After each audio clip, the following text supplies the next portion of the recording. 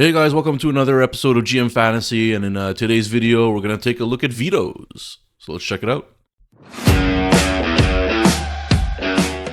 Hey guys, before we get into the video, I just wanted to announce a brand new contest coming to the channel.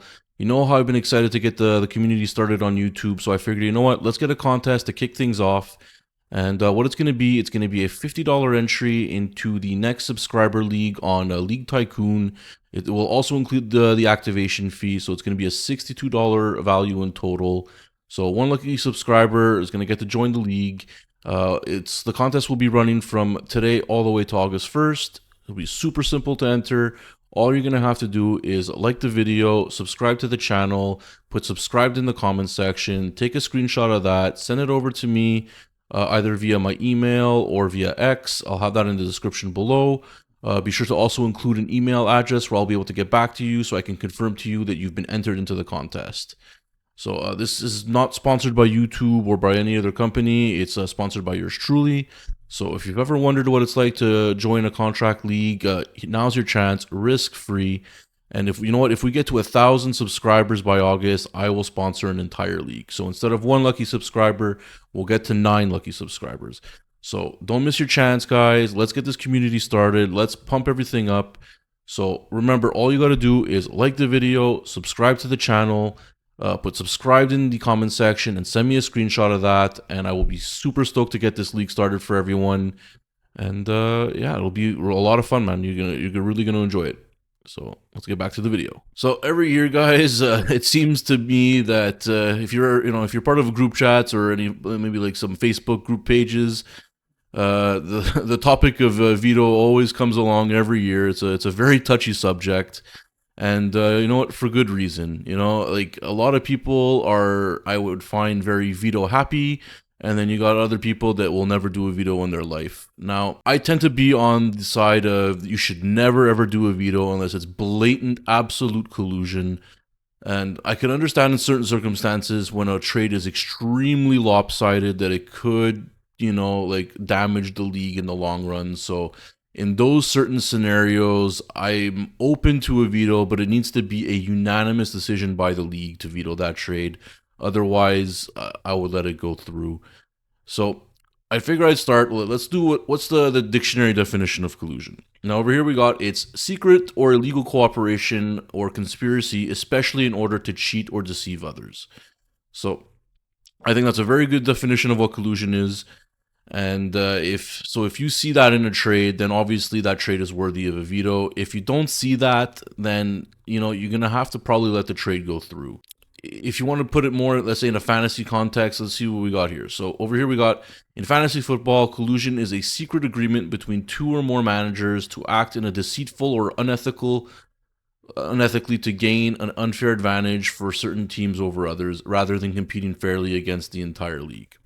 So examples they have here are one-sided trades, dropping players so a specific partner can acquire them, or agreeing to intentionally lose games to help another team make the playoffs. So they got that little here into a little more like a subsection of that. And, so you got lopsided or borrowed trades, strategic drops and waiver claims, intentionally losing for playoff manipulation, and then player swapping for bye weeks. So if you see any of this, obviously that's, red flag collusion. Those trades should be vetoed immediately. No question about that. But if you don't see any of these things, then you have to ask yourself, even if it's a bad trade, you're just going to have to let it go through. So I was thinking about maybe looking at 5 or 6 examples for, I would say, like trades that definitely need to go through and trades that definitely need to be vetoed or at least have a unanimous vote. So we'll take a look here. First trade we got on the block is going to be this one over here. You got, would you consider this so unfair that it warrants a veto? So you got Travis Etienne and Ngbuka for Myers and Derrick Henry. Now, I don't know what side of the coin you're on this one. Do you find it unfair? Do you find it fair? For me, it doesn't really matter because I don't see any collusion whatsoever in this trade. You're getting a slightly less running back, but a better wide receiver for a lesser wide receiver and a better running back. So this trade looks absolutely fine to me. Maybe you like this side better than that side, that's fine, but there's absolutely no collusion in this trade whatsoever, so this trade absolutely has to pass. No vote for a veto whatsoever. Next, we're going to have this one over here. This one guy says, as a commissioner, I'm thinking of vetoing this trade. Am I wrong? So they're trading Harrison Buckner and Chris Olave for Brandon Aubrey. Now, I know there's going to be some people definitely thinking that this is worth a veto, and, you know, like, it's kind of weird having trading kickers to begin with, but it's a trade nonetheless. And for me, I don't see anything wrong with this trade. You're trading an average kicker, and, you know, it's a number one wide receiver on a team, but it's like one of the worst teams. He's a mid wide receiver at best this year, for a positional advantage in getting the best kicker in the league. You know, Aubrey kicks the longest field goals. He kicks a bunch of them. He's the most consistent in the league. He's a positional advantage, in my opinion. So I definitely see this as a fair trade. I don't see any collusion in this whatsoever. This trade needs to go through. Here we got another one. Now this one, I can see why people would be more upset.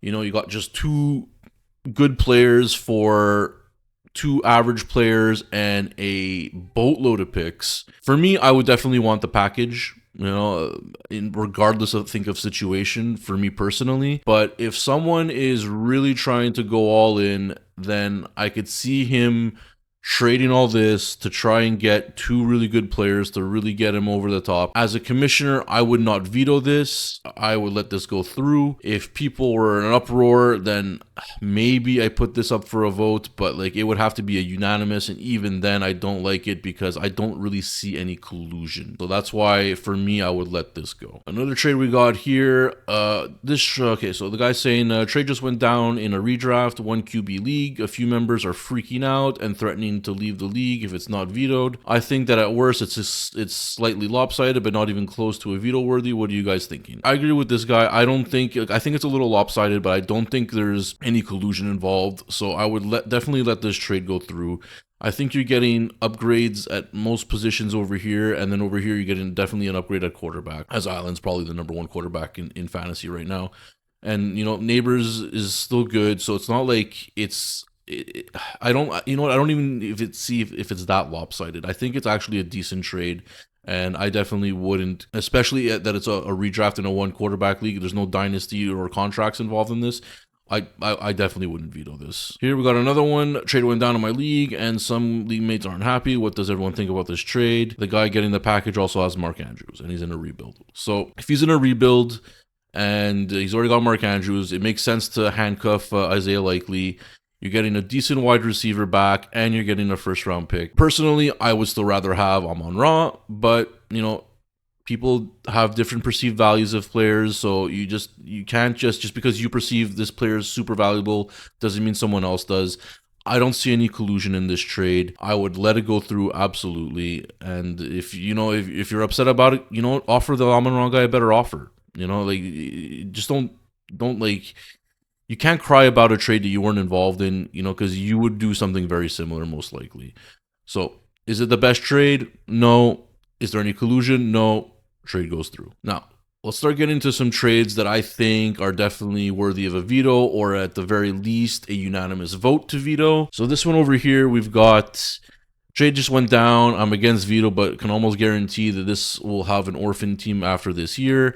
And you know what? I kind of agree. You know, Jaylen Warren is a middle of the pack running back for 2 starting running backs now. You know, Scadabo's now the starting running back because of Tracy's injury. Judkins is the starting running back in Cleveland. They both got a lot of promise, and then plus you're getting a tight end. I just don't see this as a good trade for the league. At the very worst, like, maybe not straight out veto, but this definitely I would definitely put this to a vote, and if it goes unanimously to veto this, I would be okay with vetoing this trade. Next one we got over here is what should I do? This is a no trade. This trade just got vetoed in a no veto league, so obviously it's not a no veto league if it got vetoed, but it's a 12-man superflex $25 league. He got Wilson, and you know what? If I was the league, I'd be very upset as well. You're getting a #1 wide receiver and a 2nd-round pick for a nobody and a potential middle round running back. So I can definitely see why the league's up in arms about this. I can see how there would be collusion in this, especially if these two teams are friends. I would maybe not outright veto this, but I would definitely put it to a vote. And as you can see, it did get vetoed. So I would have no problem having this as a veto. I think it's worthy of that. Here we got another one. Update: trade got vetoed. This trade went down in my home league. What are your thoughts on this? This one, this doesn't even have to go to a vote. This is just a straight veto. The moment I saw it, I was like, holy crap, what is going on here? You have a backup quarterback, a fourth string wide receiver, and a dart throw pick in 2028 for arguably one of the top fantasy quarterbacks and a starting tight end. This is absolute collusion, and if there's no collusion, it's just one of the worst trades you're ever going to see in your life. This is instantly vetoed. So here we got another one. League vetoed trade. Commissioner still pushed the trade through. Pick ended up being the 101. The commissioner got the pick, and then he skips out of town, never to be seen again. So this is another one. Automatic veto. You know, he ended up being the commissioner, so obviously this guy was really scummy. But there's no argument here. You know, you're getting the 101 pick for absolute garbage. You know, this guy, I don't even know if he's in the league anymore.